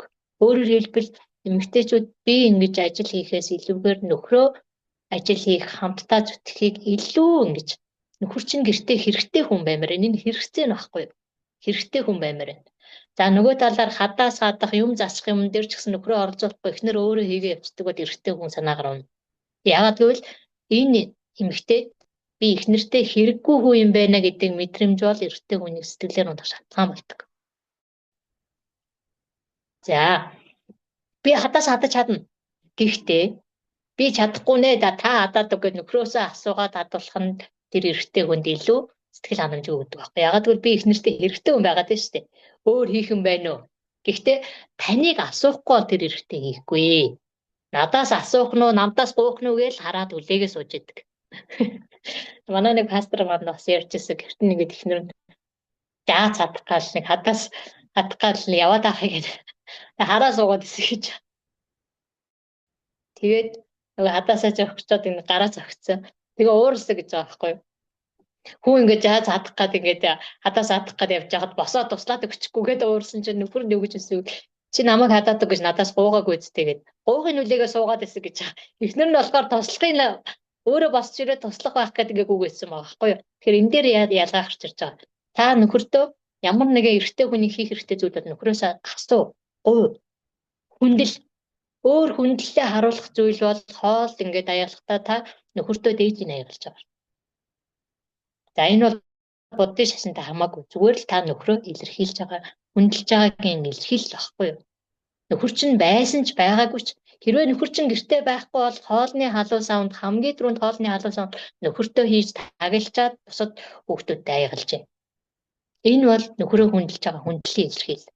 За танаа гэр чинь хүндтэй зочин орж ирлээ. Том дарга эсвэл чуулганы чинь пастор ахлагч орж ирлээ. Нөхөр чинь байна. Тэгэнгүүт та гэртээ орж ирж байгаа зочинд цай айгалахдаа хамгийн түрүүнд нөхөртөө айгал. Пастор байсан ч гэсэн. Яагаад вэ гэвэл пастор чинь танаа цуглааны тэргүүн одоо та хоёр хоёулаа тэр цуглаанд явдаг том тэргүүн байж болно. Гэхдээ танаа гэр бүлд бол өрхийн тэргүүн чинь нөхөр чинь учраас эхлээд нөхөртөө цай хийж өгөө дараа нь пасторт. За энэ зүйлийг харах юм бол эрэгтэй хүний дотор өөрөөрөө бахархах эхнэр маань намайг хүндэлж байна гэсэн талархах сэтгэл дотор нь танд хэлэхгүй ч гэсэн дотор нь төрж идэг байна. Нэг л дойдгоор харцсан өөрчлөгдөөл явчих. Манай эхнэр намайг хүндэлж байна. Тэгэхээр энэнийг та зуршил болгоорой. Эрт чинь ямар ч хүн ирж зочин ямар ч одоо зочин те хүндтэй хүн ирсэн та нөхөртөө эхэлж цай хийж өгөө дараа нь зочиндоо цай хийж өгч байгаарэ. За энэ гараар нөхрөө хүндэлнэ гэдэг. Энэ бол эрэгтэй хүний тав дахь хэрэгтэй байгаа. Миний эхнэр намайг хүндэлж ийнэг үү? Нөгөө талаар энэ одоо хүндэлж одоо тий хайрлаж байгаа, үнэлж байгаагаа юугаар илэрхийлэх вэ? Бас магтаалын үг. Нөхрүүд эхнэрээсээ магтаалыг сонсохыг хүсдэг. За нэг ч магтах юм байхгүй хүн гэж байдаг. Гэхдээ хичнээн бодоод магтах юм нэг ч олдохгүй нэ гэж болохгүй шүү. Заавал магтах зүйл сайн зүйл байгаа. Тэгэхээр яг уу гэвэл нөхрөө магтаж, талархаж сураарай. Ямар нэгэн зүйлээр. За ганц цадаад өгсөн чи миний ань баярлалаа гэд хэлждэг. Тэ. Одоо аваа сайхан болчлоо. Одоо эвдэрхий байсан чинь одоо аваа сайхан болчлоо ингэ чимэн мундаг шүү гэд хэлждэг. Нөхрөө уурлах юм бол хүүхдүүдэд загнах юм бол хүүхдүүдэд өмөрөхгүй байх. Энэ нөхрийг хүндэлж байгаа шít. За ер нь эхнэр нөхөр хоёрын маргааны ихэнх маргаан бас юунаас болдог вэ гэвэл үр хүүхдүүдээ хэрхэн яаж хүмүүжүүлэх вэ гэдэг дээр асуудал гардаг. За тэгэхээр энийг яаж хийх вэ гэвэл эхнэр нөхөр хоёр хүүхдээ ер нь өмнө нь ярилцсан байх нь чухал. Хүүхдээ ямар үед гар хүрэхгүй байх вэ? Гар хүрэхдээ би хүчирхийллийг зөвшөөрч байгаа хэрэг биш. Гэхдээ хэрвээ нөхөр чинь ингээ хүүхдээ сахилгажуулахдаа хаяа зоддог бол бид нар өөрчлөөд ярилцсан байх хэрэгтэй. Хүүхдүүдтэй хоёулаа гар хүрэхгүй ингэж хүмүүжүүлъя. Тэгээ ингээ гэж. Тэгэл аав нь уурлал загнадаг, ээж нь өмөрдөг. Энэ бол хүүхдийн хүмүүжлийг маш буруу хүмүүжил. Яагаад вэ гэвэл эсвэл ээж нь загнахаар аав нь өмөрдөг. Аав нь өмөргөөр аав нь загнахаар ээж нь өмөрдөг. Энэ хүүхдийг шууд хоёр хувааж байгаа байхгүй юу? Миний зөв юм уу буруу юм уу? Тэ? Аавын загнахыг сонсохоор буруу юм шиг, ээжийн өмөрхийг сонсохоор зөв юм шиг. Хүүхдээ ийм эргэлзээтэй харилцаанд битгий оруулаарай гэсэн. Тэгэхээр хэрвээ нөхрийг чинь зөв бол дэмжиж өгөр. Чи хичээлээ хийгээгүй чинь чиний буруу шүү дээ. Чи одоо чиний амьдралд одоо хичээл чинь нэгдүгээрт учраас чи энэ уцаа хойш нь тавиад байна. Аавыг чинь хэлэх зөв шүү гэж дэмжиж өгөх нь тухайн эрэгтэйд эхнэр маань намайг хүндэлж байна гэдэг энэ хүндлэлийг бий болгож. Эхнэр нөхөр хоёр өөрчлөлт тохирохдоо намайг загнах үед чи бити өмөрөөрөө, чамайг загнах үед би өмөрөхгүй гэдэг энэ зүйлээ хоорондоо тохиролцсон байх хэрэгтэй. Харин хүүхд чинь чийдэгд нь арай хүндэтчүүл нууцаар өөр өрөөнд орж байгаа. Миний нөхөр арай хатуудчихгүй яав. Хүүхдээсээ даалт энийг ярьдаг байх хэрэгтэй. Энэ. За тэгэхээр энэ эхнэр нөхрийн тэр нөхрөө хүндлэх харилцаанд энэ ч гэсэн орж ирж байгаа. Нөхрөө магтах, тий цайгийг аягалж өгөх, хоолныхоо дээжийг өгөх, бас өөр хүүхдүүдэд загнах зэмлэх үед нь буруу шахахгүй байх, өмөрөхгүй байх. Нөгөө талаар энэ судалгаанаас харахад тийм ээ яг энэ хүүхдүүдийн гэмт хэргийн статистик судалж байхад энэ дээр яг ямар статистик гарч ирсэн бэ гэхээр гэмт хэрэгт орооцолдож орж байгаа хүүхдүүдийн одоо дийлэнх хувь нь өрх толгоосон эмэгтэй хүүхдүүд байна гэдэг судалгаа гарч ирж байна. Энэ юуг харуулж байна вэ гэвэл эмэгтэй хүн ганцаараа эр хүнгүүгээр ингэж амьдарч чадах чадвартай боловч үр хүүхэд хүмүүжүүлэх тал дээр одоо эрэгтэй хүнийг арай гүйцэтгэв. Эрэгтэй хүн ялангуяа эрэгтэй хүүхэд бол аавтай байх нь хамгийн сайн. Буруу замаар одоо орохгүй. За манай нэг найз байсан нөхрөөсөө салсан. Тэгээ нөхрөөсөө салсан ч гэсэн дараа нь тэр хоёр маань эвлэрээд яг суухгүй гэсэн буцаж ингэж хамт амьдарч байсан. Яг шалтгаанаас яасан бэ гэвэл эрэгтэй хүүхэд ээжийнхээ үгэнд орохгүйгээр утсанд хит ороод PC-д одоо донтоод бүр ээжийнхээ үгэнд орохгүй аргаа барсан. Тэгээд ээж нь аавтай нь уулзсан, аав нь одоо гэртээ буцаж ирсэн. За тэгээд хамт амьдарч байгаа явцад хүүхэд маань буцаад засагдсан ба. За яагаад эмэгтэй хүн ээж нь дийлэхгүй шүү дээ хүүхдээ. Энэ дийлэнх нь байсан байхгүй юу? Тэгээд тэр өргөт олоосон ээжтэй хүүхдүүдийн гэмт хэрэгт орооцолдох магадлал илүү өндөр байсан. Энэ бол зүгээр боддоор гэмт хэргийн статистикаас харагдчихсан зүйл байхгүй. Тэгэхээр яг гэх юм бол эрэгтэй хүний ноён нуруу эрэгтэй хүн гэрт байх ёстой тэр одоо шаардлага нь байгаад байгаа юм.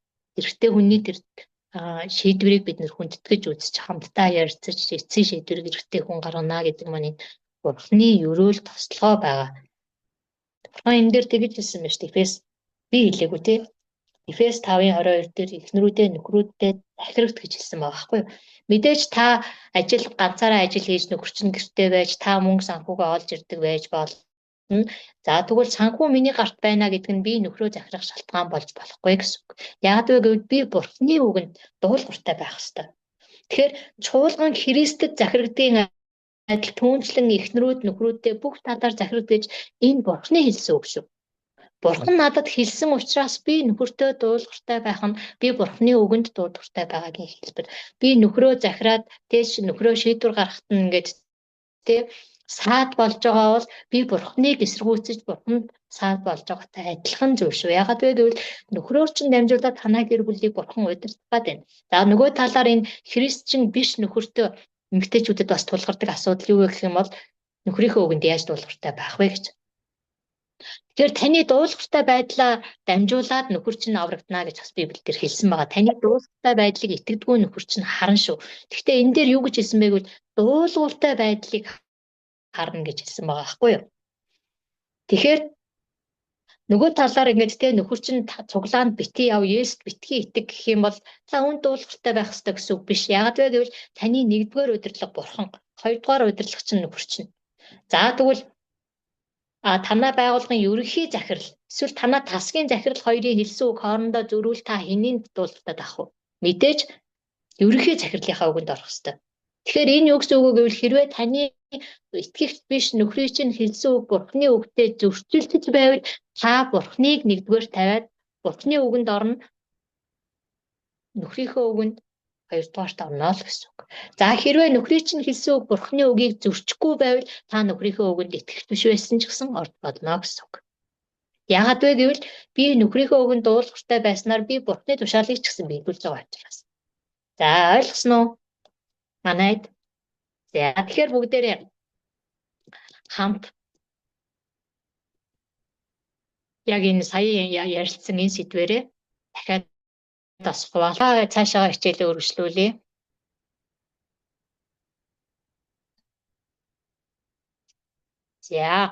За тэгсэн чинь үүний эсрэгээр юу байсан бэ гэвэл эхнэрийн одоо 5 ирсэн эмэгтэйчүүд тэр одоо 800 гэр бүлээс судалгаа ингэж бүглэхэд тийм ээ эмэгтэйчүүд одоо 1-р 2-р гээд ингэж жагсаагаад бичгэд ямар 5 хэрэгцээ одоо хамгийн түрүүнд гарч ирсэн бэ гэх тэрийг бүгдээрээ хараад хамгийн эхнийх нь эмэгтэй хүний номер 1 хэрэгцээ нь юу байсан бэ гэвэл хайр халамж гэсэн байна. За та бүхэн үүнтэй хэр санал нэг байна? Нөхрөөсөө ингээд намайг халамжлаач, хайртай гэдэг үг сонсох, болцох, санаа тавих, төрсөн өдрийн маань санах, бэлэг өгөх те энэ бүх зүйлийг хэлсэн байгаа хайр халамж гэдэг дээрээ. За тэгэхээр та бүхэн энтэй санаа нэг байгаа хаа гэж бодчихно. Би ч гэсэн энтэй санаа нэг байгаа. За тэгэхээр Эфес 5:25 дээр юу гэж хэлсэн бэ гэвэл нөхөр эхнэрээ Христ сүмийг хайрлсан шиг хайрлаа. Тэгвэл Христ сүмийг хайрлахдаа яаж хайрлсан юм бэ? Амиа өгөх хүртэл хайрлсан байхгүй юу? Тэгвэл нөхөр чинь амиа өгөх хүртлээр эхнэрээ хайрлахыг эмэгтэй хүн хүсдэг. Эмэгтэй хүн хайраар амьдрдаг. Эмэгтэй хүн үг үйлдэлээр одоо хайраа илэрхийлэхэд маш дуртай тий. Одоо ингээд тээврэх, дотн байх, гараас нь хөтлөөд явах. За тэгээд юм үзээ сууж явахдаа мөрөөр нь ингээд тээврэх гэдэг ч юм уу тийм ээ. Одоо ингээд хамт хоол хийлцэж өгөх хайртай гэдэг үг хэлдэг байх. Хормынхаа ойг тэмдэглэдэг байх. Тийм ээ төрсөн өдрөөр нэг гоё бэлэг өгчдөг. Мэцэг өгчдөг байх ийм зүйлийг эмэгтэй хүн хүсдэг нэ.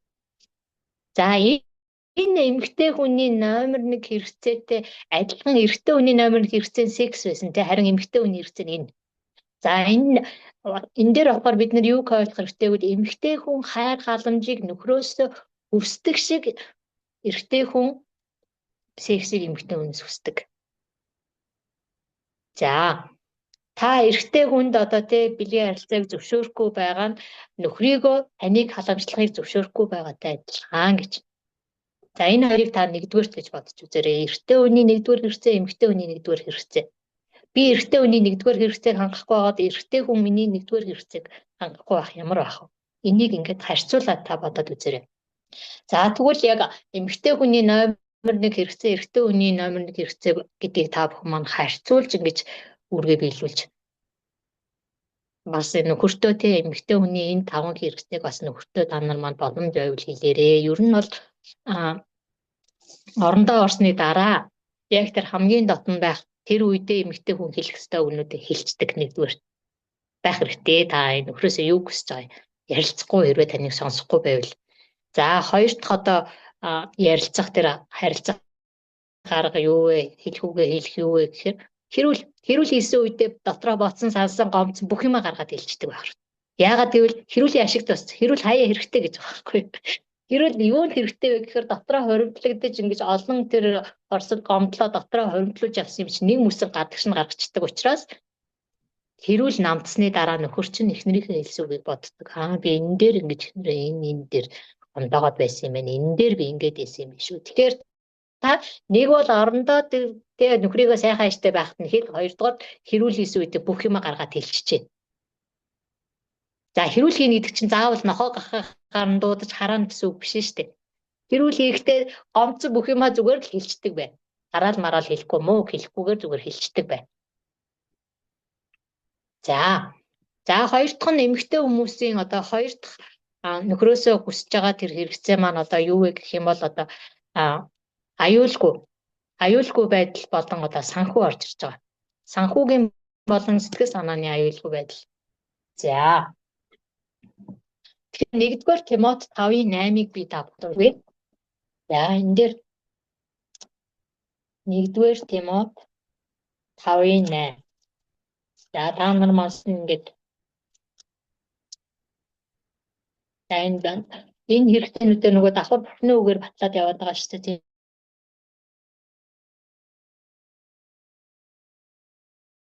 Тэр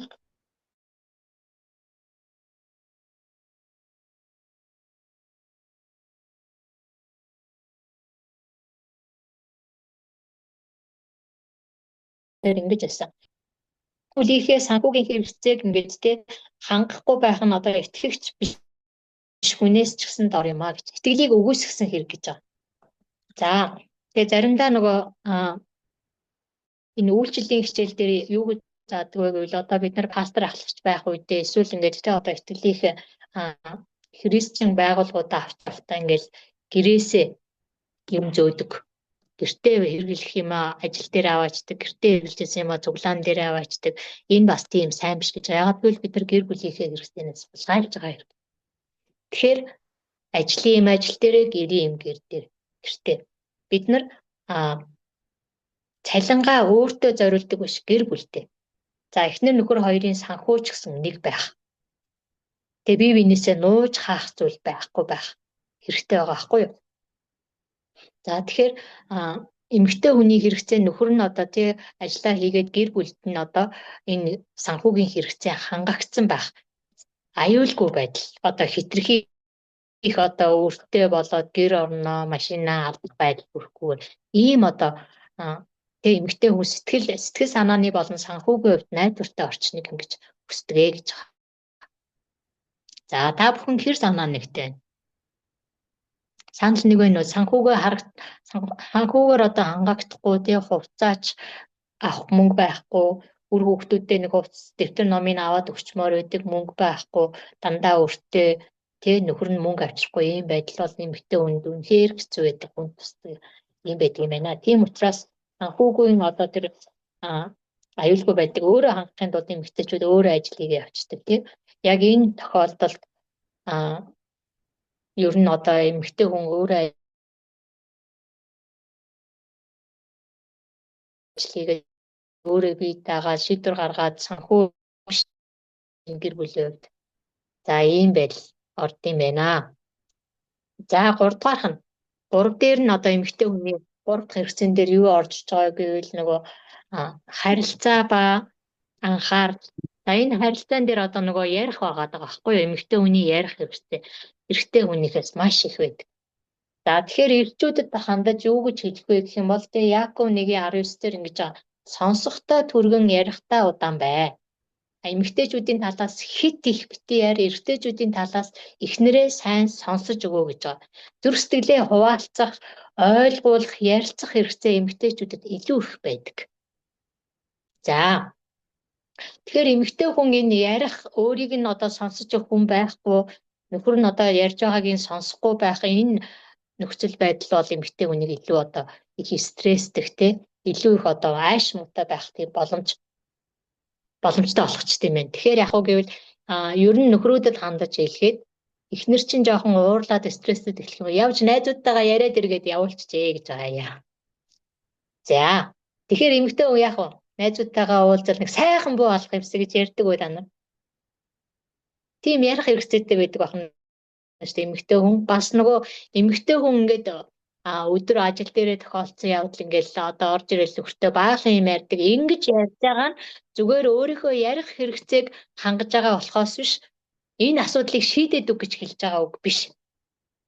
Гэтэл нөхрөөд болохоор энэ эмэгтэй хүний яриаг юу гэж сонсдгоо гэвэл энэ асуудлыг намайг шийдээд үг гэж хэлж байгаа юм байна гэж хүлээж авдаг гэж байгаа байхгүй.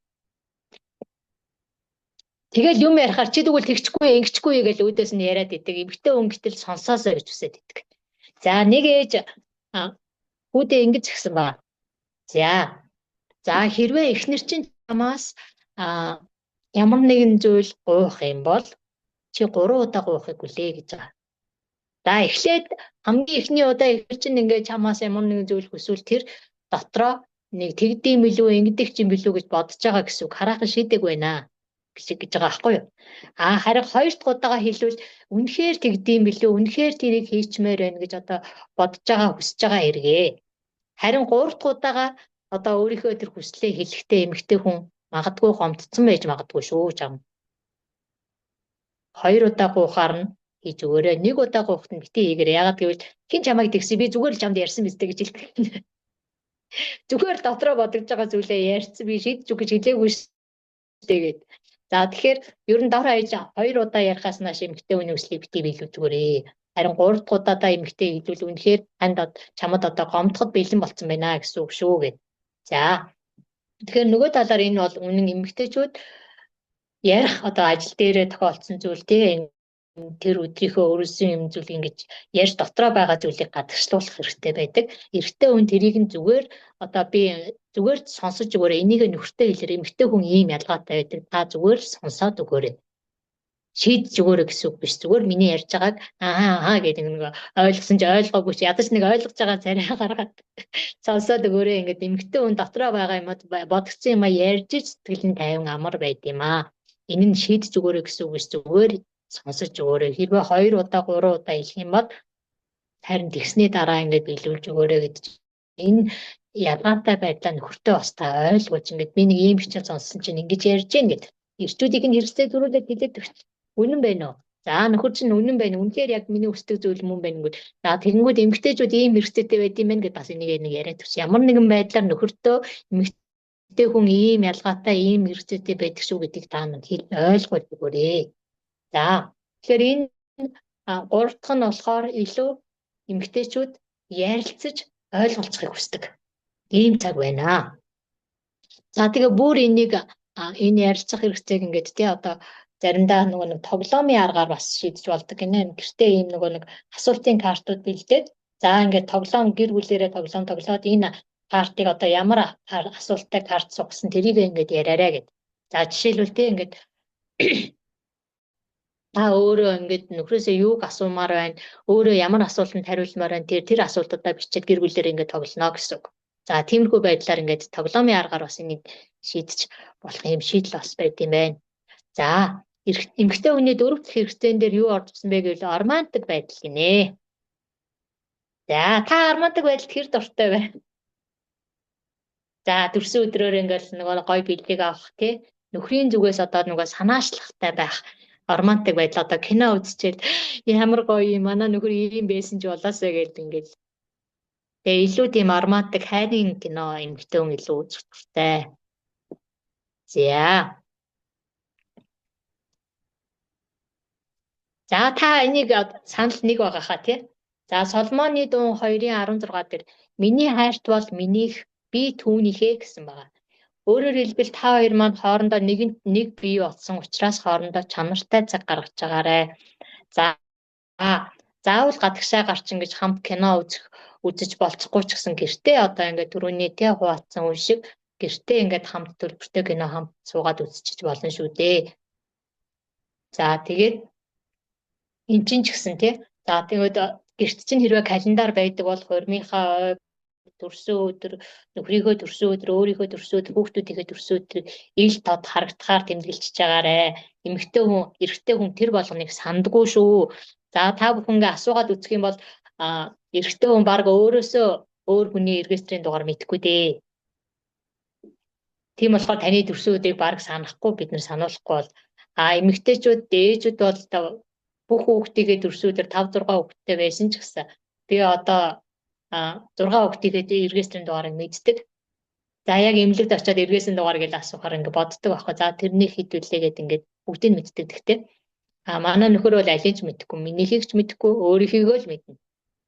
Дандаа асуудаг. Эмнэлэгт очих болгондоо тэрний регистрийн дугаар хэм бэлээ хэд вүлээ гэд. Тэгэхээр яг уу гэвэл яг тэр тэмдэглэлт ойнуудаа та ил харагдахаар нүдэнд ил харагдахаар тэмдэглээд авчих. Эрчүүд маань энийг санахгүй. Тэд нар маань нэг сувгтай учраас олон юм зэрэг хийхгүй, олон юм сайн санах.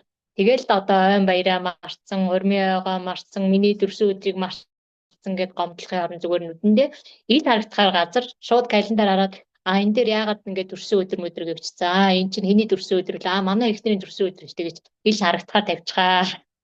Тэгээд тэгээ бас нэг энэ фэстер нэг юм хөөрхөн нөгөө нэг илэглэлтүүд яваадсан шүү дээ. Эхнэр нь ингээд амар гоё өөртөө ингээд бэлэг аваад цэцэг аваад тавьчихж байгаа байхгүй. Тэгээд нөхрийгөө ингээ хаалга ингээ тогшоод орж ирэхээр нөгөө цэцгээ бэлгээ өгөөд надад өггөө буцаагаад гаргаад хаалга хаачихж байгаа байхгүй. Тэгээд нөхөр нь дахиад хаалга тогшин нөгөө цэцэг бэлгийг бариад эхнэрийнхээ өгсөн. Тэгээ хаалгаа ингээ тайлж өгөөл өө ямар гоё юм бэ өстой чамтай баярлалаа гэд ингээд энэгээр юу харуулж байгаа гэвэл эхнэр нь юу хүсэж байгаа гэдгээ нөхөртэй айгүй өөрхөө ойлголцож байгаа байхгүй. Эхнэр чинь ингээ жоохон бэлэг аваад ингээ цэцэг авмаар байж тээ өөрөөс чинь гээд за бүр нөхөр чинь марчих юм бол өөрийгөө ч хамаагүй тэгээ баярлуулчихжээ. Нэг ясандаа гэр бүлийн юм хошин шог илэглэл боловч нөгөө талаар эрттэй үндийн хичээл зааж байгаа том хичээл ахгүй юу. Яг хөө тэр эмэгтэй ухаантай тэгээд өөрийгөө бас баярлуулчихжээ нөхөртөө ч гэсэн би юу хүсэж байна гэдгээ бас ойлгуулчихжээ шүү дээ тий. Хөрхөн тоглоом байгаа ч тий. Бүр болохгүй тэгээд та нэг тэгж ахилахууд ч үзээрэй. За эмэгтэй хүний 5 дахь хэрэгцээн дээр юу орж ирсэн бэ гэвэл хариуцлагатай байдал. За энэ маань одоо юу хэлэх үү гэвэл одоо тий үнэнч нөхөр байх, сайн аав байх ийм хариуцлагатай байдлыг одоо өөрөөсөө хүсдэг. За ерөнхийдөө нөгөө эмэгтэй хүн маш их тийм нөгөө төсөөлөн бодох чадвар нь эрэгтэй хүнээс илүү байхгүй юу. Тэгээд нөхөр нь ингээд оройтох ч юм уу, ирэхгүй байх тохиол айгүй олон юм боддог гэнэ. Бүр тэгээд төсөөлөх нь дандаа эмэгтэй хүнтэй холбоотой төсөөлөл байхгүй. Тэгээд та бодоод үзээрэй нөхрийгөө ингээд оройтохгүй ч юм уу, ирэхгүй байх үед та юуг төсөөлжсэн бэ? Яг одоо ингээл өөр нэг эмэгтэй хүнтэй уулзаад байгаа юм шиг, ажил дээр өөр эмэгтэйтэй уулзаад байгаа юм шиг, өөр эмэгтэй хүнтэй хамт явж байгаа юм шиг. Тийм л төсөөлөл орж ирдэг. Тэгэхээр энэ юутай холбоотой байна вэ гэхээр эмэгтэй хүний 5 дахь хэрэгцээ нөхрөөсөө тэр үнэнч итгэлтэй амлалтаа биелүүлдэг. Тэ би одоо эхнээсээ өөр эмэгтэйг одоо хайрлахгүй шүү гэдэг тэр итгэлтэй байдлыг эмэгтэй хүн хүсэж байдаг. Энэ 5 дахь хэрэгцээтэй холбоотой. Тэгээд тийм болохоор одоо нөхөртөө тэ энэ Европын улсуудад нэг зүйл ажиглагдсан. Тэр ямар миний одоо ингээд танилцсан тий одоо ойр хамт ингэж үйлчилж ирсэн Европуудаас ажилласан зүйл юу вэ гэхээр би нөгөө нөхөрлөө ингээд одоо ажил хэргийн шаардлагаар мэйл бичиж байгаа байхгүй юу. Тэгэхээр яг миний мэддэг 2 хос. Эхнэр нь надад хариуг нь бичдэг. Эхнэр нөхөр 2 нэг мэйлтэй, нэг фэйстэйс. Яагаад вэ гэвэл энэ бол итгэлцлийг харуулж байгаа. Тэгэхээр яг үгүй өөр эмэгтэй нөхөр рүү нь хамаагүй бичиж болохгүй болчихж байгаа байхгүй. Тэгээд нөхөр нь энийг зөвшөөрөхдөө юг харуулдаг бол эхнэрээ тайван байлгахын тулд эхнэрээ одоо би өөрөөс чинь өөр эмэгтэйтэй янз бүрийн далдуур харилцаа ийм асуудал байхгүй шүү гэдгийг харуулж байгаа гинэ бас. Тэгээд данс нь одоо ингээд дансноос хідэн дүүрэг орж гарч байгаа хоёулаа дундаа нэг данстай гэргүүл хідэн дүүрэг орж гарч байгааг хоёулаа мэддэг. Энэ юуг харуулж байна вэ гэхээр гэр бүлийнхээ тэр бат бэх байдал, итгэлтэй байдлаа хамгаалж байгаа байдал гэж хэлж байгаа байхгүй юу? Тэгэхээр та бодоод үзээрэй. Яг манай гэр бүлд энэ итгэлтэй байдал байна уу? Тийм ээ, эхнэр нөхөр хоёр тусдаа данстай. Тэгээ хідэн дүүрэг зарж байгааг мэдгүй. Нөхөр нь одоо утсан дээрээ юу үзэж юу харж байгаа бол гэж санаа зовоостой. Манай эхнэр утсан дээрээ одоо тэгээ хинтээ танилцаад хинт ямар мессеж бичиж байгаа бол гэж санаа зовоостой. Ийм асуудал бол гэр бүлийн нээлттэй биш, үл ойлголцох одоо хэрүүл маргааны их өөрсдөрийг тавьж байгаа учраас гэр бүлийн нээлттэй байлгахын тулд бие биендээ итгэлтэй байлгахын тулд бидний зүгээс одоо юуг одоо хийх ёстой юм бэ? Энэ зүйлийг та нар маань анхаарч бодоорой. Тэгэхээр Эхлэл 2:24-ийг би сүүлд нь одоо та бүхэнд уншиж өгье. Эхлэл 2:24 дээр ингэж хэлсэн. Ийм учраас эр хүн эцэг эхээ орхиод эхнэртэйгээ нийлж хоёул нэг бие махбод болно гэж байгаа. Тэгэхээр энэ дээр юу хэлж байна гэхээр бүгдээрээ нэг бие махбод гэдэг маань би та өөрөөсөө ямар нэгэн зүйлийг ор тас нууж чадахгүй шүү дээ. Мартахгүй л бол би өөрөөсөө юм нууж чадахгүй. Тэгвэл эхнэр нөхөр хоёрын хооронд ч гэсэн ийм нууц зүйл байхгүй. Нөхөр нь эхнэрийнхээ хэрэгцээг 5 хэрэгцээг мэддэг. Эхнэр нь нөхрийнхөө 5 хэрэгцээг мэддэг. Одоо энэ 5 хэрэгцээг мэдэж одоо хангаж өгдөг байснаар энэ гэр бүлийн одоо маргааныг эв найрамдлаар ингэж хайраар шийдэх хэрэгтэй байна. Тэгэхээр бид нэр энэ эрэгтэй эмэгтэй хүмүүсийн ялгааг мэдэхгүй учраас энэ хэрэгцээг мэдэхгүй учраас одоо гэр бүлийн маргаан яг гарч ирдэг. Тэгэхээр энэ бүх зүйлийг мэдэж ойлгож хичээж хийж ирснээрээ гэр бүлийнхээ маргааныг илүү ингэж эв найрамдалтайгаар шийдэх юм боломжтой байна.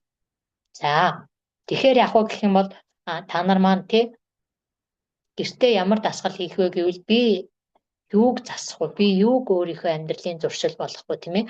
Би яавал илүү ингэж одоо нөхрийнхөө хэрэгцээг илүү сайн хангасан нөхөр маань намайг үнэхээр үгүйсэн тийм эмэгтэй болох вэ? Тэгэхээр өөрчлөлтийг өөрөөсөө гэдэг үг маань энэ байгаа. Би нөхрийгөө өөрчилж чадахгүй харин би өөрийгөө өөрчилж чадна. Тэгэхээр би нөхрөдөө таалагддаг тийм эмэгтэй баймаар байна. За таны тэр байдал, дуулууртай байдал, тэр ээлдэг зам байдал, тэр зүйлийг хараад үл итгэж нөхөр чинь тэр хайрыг хараад аврагдах боломжтой гэж Библиэлд хэлсэн байдаг тийм ээ. За тэгэхээр та гэр бүлийнхээ итгэл энэ дотн байдлыг сэргээхийн тулд ямар нэг алхам хийх үү? Та нөхрийнхөө 5 хэрэгцээг хангах уу? Та эхнэрийнхээ 5 хэрэгцээг хангах уу? За та бүхэн маань гэртээ судлаарай. Номлогчийн өгс 4:12, Еврей 10:24. За тэгээ хамтдаа та нар маань залбираарай. Тэгээ яг эзний өмнө би энэ зүйлийг хийж чаддаггүй юм байна. Би энэ зүйлийг илүү сайн хийдэг болмоор байна гэж эзнээс залбираарай. За тэгээ гэр бүлээрээ 3 сарын зорилго бичээрэй. За тэгэхээр тэн дээр яах вэ гэх юм бол одоо би тэдэн хэрвээ та одоо хэд их чинтэй болсон бол би тэдэн килограмм хаснаа. За зүс царайндаа ийм өөрчлөлт оруулна. Утсан дээрээ ийм өөрчлөлт оруулна. Алхмууд одоо хийж эхэлнэ гэсэн үг. За би ядчил өөртөө зөгтөг хувцас өнгөө мэдчихмээр байна тийм ээ. Надад ямар өнгөснөөс зөгтгийг тэрийгэ мэдчихмээр байна. Зөвхөн гэр бүлээсээ гадна би бас нийгэмд амьдарч бусад хүмүүстэй харилцаж байгаа учраас энэ яг болохгүй. Тийм муу зүйл биш шүү дээ тийм ээ. Тэгэхээр ийм алхмууд хийхийн тулд ингээд та бүхэн маань хамтдаа ингээд заавал ийм зориулт гаргаарай. За тэгэхээр эцсийн дүгнэлт маань бие биенийхээ хэрэгцээг хангах нь гэр бүлийг бат бөх болгодог. За тэгэхээр итгэл, хайр, дотн харилцааг сайжруулдаг. За тэгээ сая бид нар үзсний дагуу Христийн энэ зарчим тулгуурсан гэр бүлийг бүгдээр ингэж бий болгохын тулд та бүхэн маань хичээх үү. За энэ His needs гэдэг энэ одоо ном His needs, her needs гэдэг буюу тэр хэрэгцээ, эмэгтэй хүний хэрэгцээ гэсэн энэ ном маань одоо сүүлд нь дүгнэлтэд 800 гаруй хосоос эхнэр нөхрүүдээс судалгаа аваад та эхнэрээсээ нөхрөөсөө юуг хамгийн хүсдэг вэ гэдэг гэж бичүүлээд Тэгээ хамгийн олон хүний одоо сонгосон тэр хэрэгцээг жагсааж бичснээр одоо бидний өнөөдөр тэр хичээлээ үзлээ. Тэгэхээр та бүхэн эндээс яг өөрийгөө олж хараарай. Нөгөө хүнээ өөрчлөхөөс илүү өөрийгөө олж хараад миний хувьд өөрчлөх зүйл юу вэ гэдгийг хараад та өөр дээрээ зорилт тавиарай. Нөгөө талаар гэр бүлийнхээ хүнд ямар нэгэн арга байдлаар та өөрийнхөө хэрэгцээ, өөрийнхөө хүсэж байгаа зүйлийг ойлгуулаарай. Тэгжээч манай гэр бүл маань илүү ингээд цаашид сайжирч явах учраас гэр бүлийнхээ төлөө та энэ бүхнийг хийж байгаа шүү гэдээ санаарай гэж та бүхэндээ уриалмаар байна. За тэгээд өнөөдрийн хичээлийг орж ирж ингэж хамтдаа сонссон та бүхэндээ